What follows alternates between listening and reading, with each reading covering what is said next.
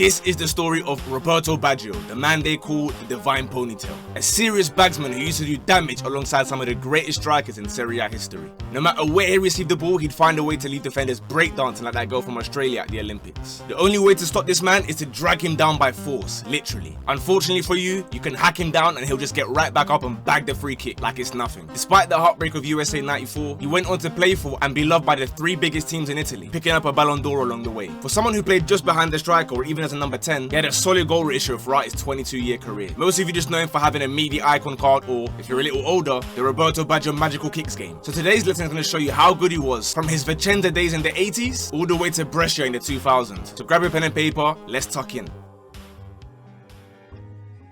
Baggio was born in 1967 into a huge family of football lovers and was already playing for his youth team by the age of 9 and was purchased by Vicenza at the age of 15 for just £300. He had that youthful fearlessness that allowed him to just charge at defenders and make them look silly with his close control and ball manipulation. For many reasons, his first ever goal being a penalty against Brescia is somewhat ironic, but his dribbling was a sign of things to come. Bear in mind he's playing against these maniac defenders in the 3rd division that were happily flying into crunching tackles. He had to develop that twinkle toe balance and intelligent movement to avoid getting clamped. In his full breakout season, he played 29 games and bagged 12 goals in the league to earn them promotion into the 2nd division. As I said though, he was playing with lunatics and unfortunately shattered his ACL right before he was meant to get a huge move to Fiorentina.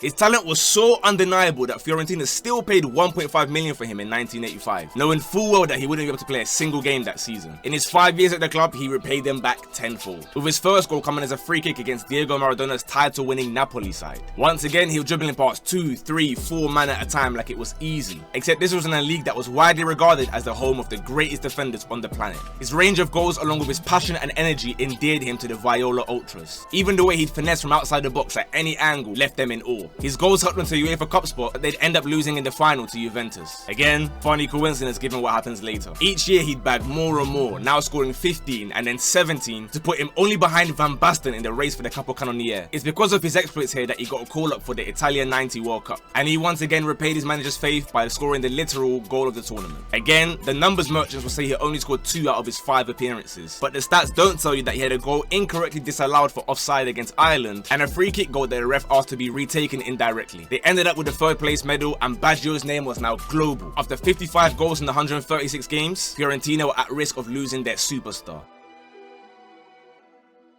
In 1990, Baggio became the most expensive footballer in history as he rocked up to Juventus for $8 million and immediately claimed the iconic number 10 shirt previously worn by Platini. As you can imagine, the Fiorentina Ultras were not impressed and there were full-blown riots from the streets. He was still the same dribbling machine that rose to stardom, but his refusal to take a penalty when they lost to Fiorentina and then picking up a purple scarf straight after that had Juve fans questioning where his loyalties lie. Those concerns were quickly squashed when he started cooking on high heat. 26 GA for you numbers nerds who only quantify performances with stats. If it helps, his 9 goals made him the top scorer of the European Cup Winners' Cup as well. The next year, he was pipped to the Golden Boot by Van Basten yet again, and his ability to fold defenders like an ironing board left the Juve fans but no choice but to accept him. Whether it be Vialli, Ravanelli, or the up-and-coming Del Piero, he was that glue between midfield and attack that allowed him to win the UEFA Cup and to call Baggio himself the 1993 Ballon d'Or. After being top scorer in World Cup qualifying, it wasn't until the knockout stages that he finally got warm in the '94 World Cup, but then it became a supreme carry job, with goal after goal dragging them all the way to a final against Brazil. A repeat of the 1970 final that 3-year-old Baggio watched in his crying father's arms as Brazil dismantled Italy 4-1 back then.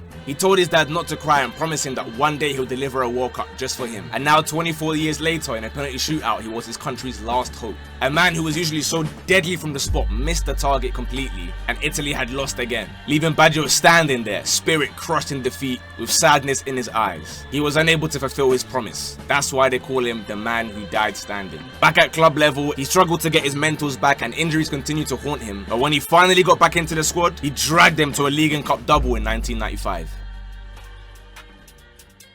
After 5 seasons and well over 100 goals at Juve, his time at the club was done as Milan swooped in to show him that he'd be way more appreciated over on that side rather than getting benched. It seemed like whenever he left the club, there were riots among the fans. And when you see the talent you're missing out on, I hear it. It didn't matter who he was paired with, he managed to have deadly link-up regardless. This time forming a dynamic duo with current Ballon d'Or holder George Weah, which saw Baggio end the season with the most assists in the league, and more importantly, back-to-back titles with 2 different clubs. This time when he had a chance to take a penalty against Fiorentina, he ruthlessly fired at home in a game that won them the league. It seemed as though he had finally got his joy back as the fans voted him their player of the season. The following year, he had honed his free kicks to become even more deadly, and anytime you give him even a sniff of space in the box, you'd end up punished. Even just chucking the ball into open space, he'd find a way to just bulldoze his way through with skill or sheer force of will. And yet, he couldn't convince Capello to keep him on the pitch for 90 minutes, and he tasted way too much bench for his liking. Zidane himself couldn't fathom how they could bench someone as good as this. Now, I wasn't there in the dressing room, but clearly, there's some sort of personality crash because the ability was obviously there, but multiple managers there weren't feeling him, and it was time to pack his bags again.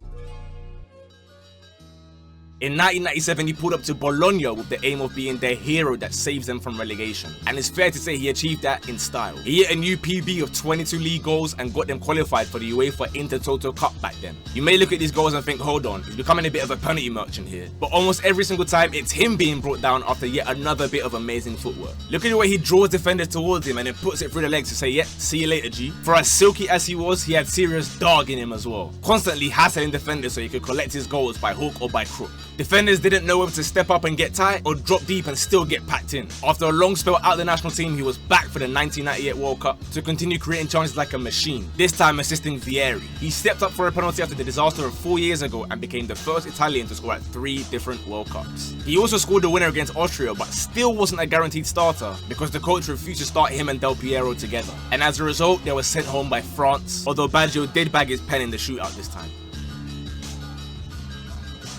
After the World Cup, Baggio wanted to get himself back into the big time, finally joining his boyhood club Inter after playing for all their biggest rivals. He wasn't the most prolific shooter, but he was the perfect foil to allow R9 to shine. Whenever free kicks arrived though, that was a different story. Even ones that looked like crossing angles or left-footed free kicks, he'd find a way to leave keepers stuck in the mud. He went to Inter to show himself in the Champions League and did just that when he bagged a brace against Real Madrid, but they were knocked out by United, who went on to win the competition. Unfortunately, Lippi took over, and much like at Juventus, Baggio was not in his plans once again. On the odd occasion that he'd sniff a chance, he'd pounce to score some scintillating goals, but they were very few and far between. Funnily enough, the only reason Inter even qualified for the Champions League the next year is because Lippi had no choice but to play Baggio in the playoffs after everyone else got injured, and he went and slapped a brace.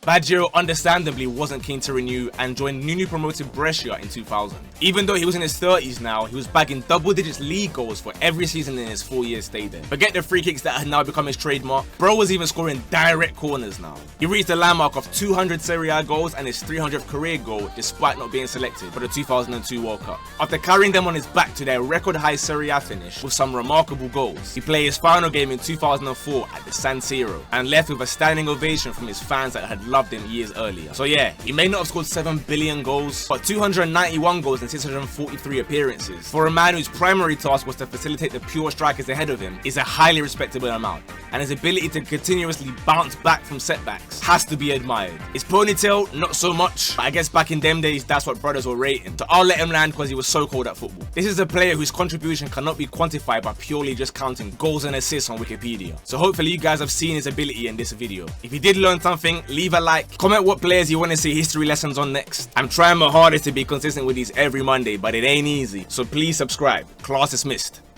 Bosh.